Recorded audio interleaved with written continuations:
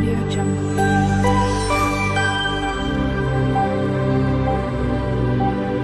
Audio Jungle. Hello everyone, જય શ્રી કૃષ્ણ. મારી ચેનલમાં તમારું સ્વાગત છે.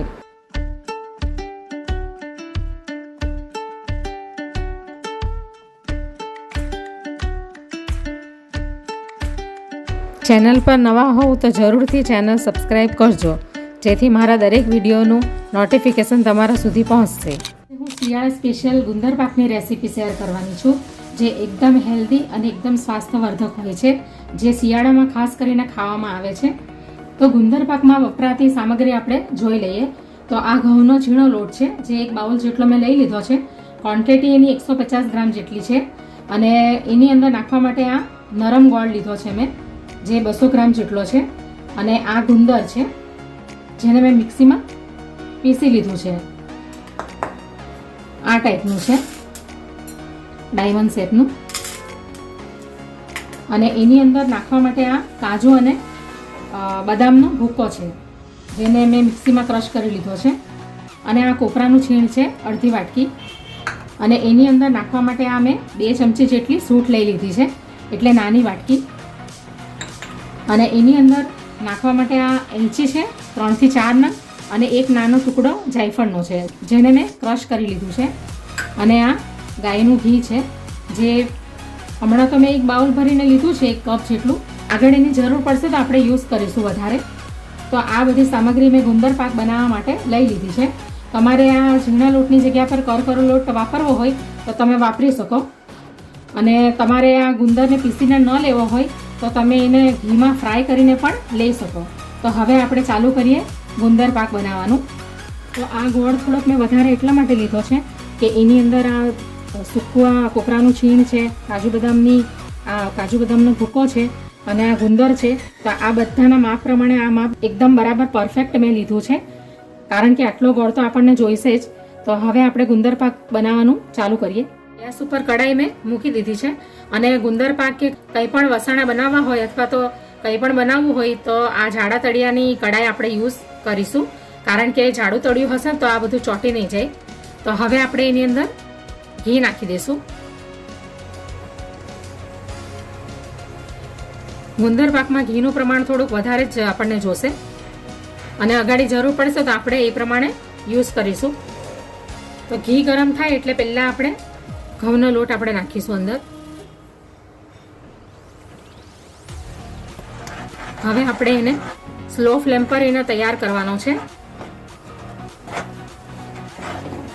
તો ગેસની ધીમી ફ્લેમ રાખીને આપણે એને સતત હલાવતા રહીશું. જ્યાં સુધી એની સારી અરોમા આવે ત્યાં સુધી આપણે એને શેકીશું ઘીમાં. અને આપણે ગુંદરને ક્રશ કરીને લીધું છે, એટલે થોડુંક ઘીનું પ્રમાણ તો વધારે રાખવું જ પડશે.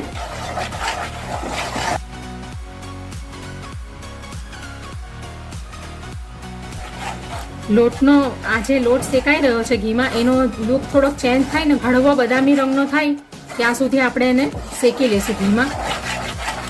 એટલું ધ્યાન રાખવાનું છે કે લોટ આપણો કાચો ન રહેવો જોઈએ. આવી રીતે આપણે લોટને ઘીમાં બરાબર શેકી લેવાનો.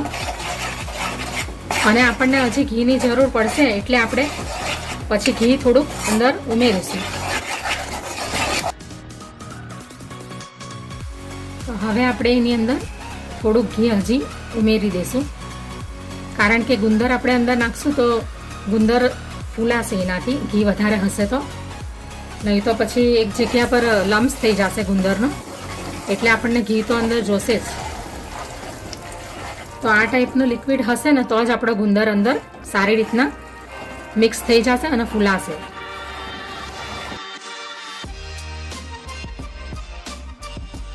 તો હવે બધો લોટ શેકાઈ ગયો છે. તો હવે આપણે આ સ્ટેજ પર ગુંદર નાખીશું.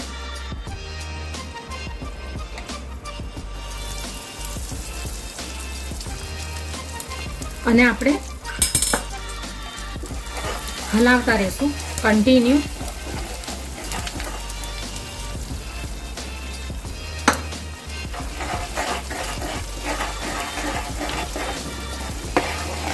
ગુંદર નાખ્યા પછી તરત એને હલાવતા જ રહેવાનું છે, નહીં તો પછી ગુંદરના લમ્સ થઈ જશે.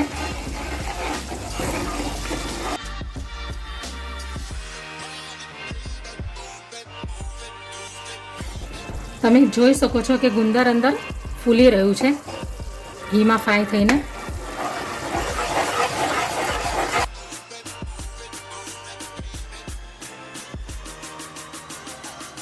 હવે આપણે આ કોપરાનું છીણ નાખી દઈશું અને આપણે આ ડ્રાયફ્રૂટ્સ કાજુ બદામનો ભૂકો છે એ પણ નાખી દઈશું અંદર અને સૂટ પણ નાખી દઈશું અને આ એલચી અને જાયફળનો ભૂકો. હવે આપણે બધું મિક્સ કરી લઈશું બરાબર.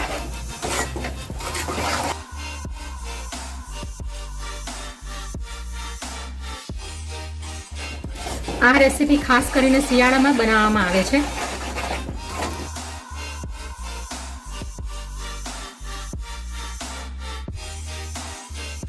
તો હવે બધું બરાબર મિક્સ થઈ ગયું છે. તો હવે આપણે એની અંદર ગોળ ઉમેરી દઈશું. તમારે ગોળનો પાવડર નાખવો હોય તો તમે નાખી શકો.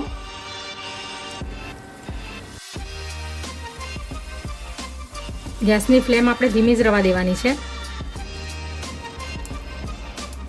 તો આપણે બધો ગોળ અંદર નાખી દઈશું.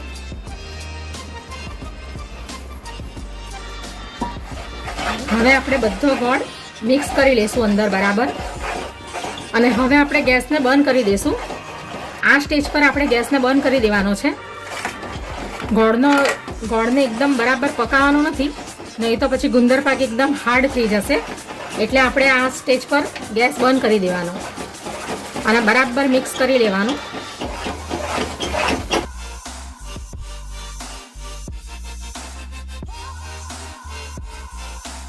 તો હવે આપણો ગુંદર પાક તૈયાર થઈ ગયો છે. હવે આપણે એને થાળીમાં કાઢી લઈશું. તો આ થાળીમાં મેં પહેલેથી જ ઘી ગ્રીસ કરી લીધું છે. હવે આપણે આ ગુંદર પાકને અંદર કાઢી લઈશું.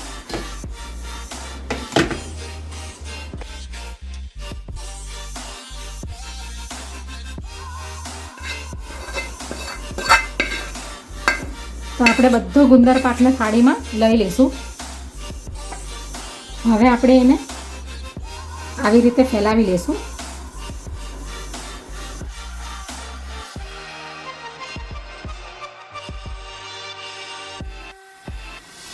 થાળીની અંદર બરાબર આપણે એને પાથરી લઈશું ગુંદર પાકને. આ રીતે એને બરાબર દબાવીને હવે એને આમ જ રવા દઈશું. પછી જરાક ઠંડો પડે એટલે આપણે એના પીસીસ કરી લઈશું. હવે આપણે એની ઉપર થોડું કોપરાનું છીણ નાખી દઈશું. તમારે બદામની કતરણ નાખવી હોય, પિસ્તાની કતરણ નાખવી હોય તો નાખી શકો, અથવા તો કોપરાનું જે છીણેલું કોપરું હોય છે ને લાંબા લોંગ કટમાં, એ પણ તમે નાખી શકો.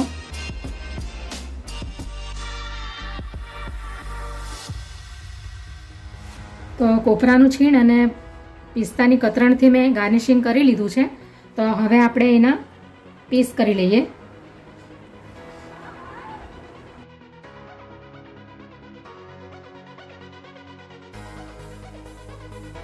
આપણે આ ગુંદર પાક બનાવવામાં ખાંડનો ઉપયોગ નથી કર્યો, ફક્ત ને ફક્ત ગોળનો જ ઉપયોગ કર્યો છે સ્વીટમાં.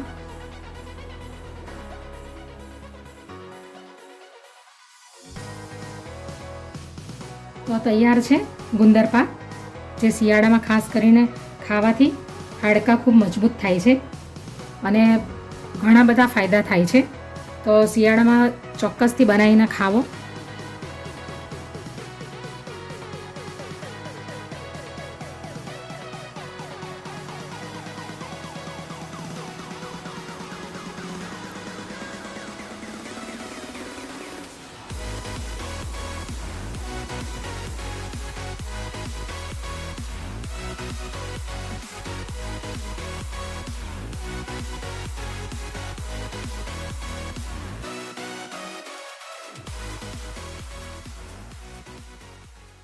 Audio Jungle.